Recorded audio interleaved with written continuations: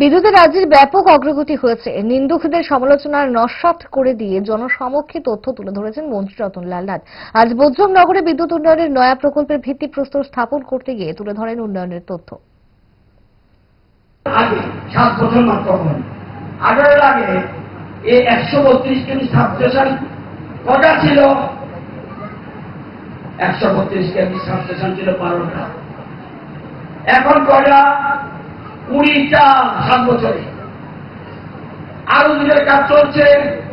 এবার পুরানকে তারা 12টা, হিলের মধ্যে আবার 7টা আধুনিকরণ করছি।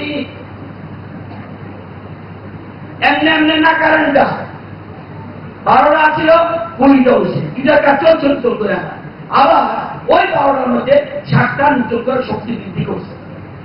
132 কেভি লাইন কত কিলোমিটার ছিল? আমাদের আসার আগে 485 কিলোমিটার। এখন কত? 986 কিলোমিটার। আসেন,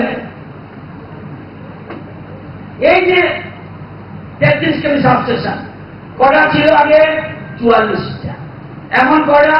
75টা। আরো কটা কাজ চলছে? 18টা। আরো 44-এর মধ্যে হিটার থেকেও 13টা আরো আধুনিকীকরণ করছে। 33 কেভি লাইন কত কিলোমিটার ছিল? 896 কিলোমিটার। এখন কত? 1436 কিলোমিটার।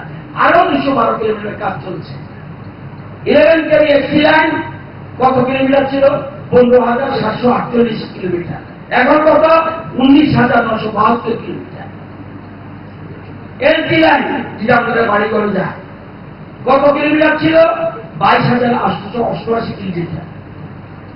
এখন কত? 34,135 কিলোমিটার।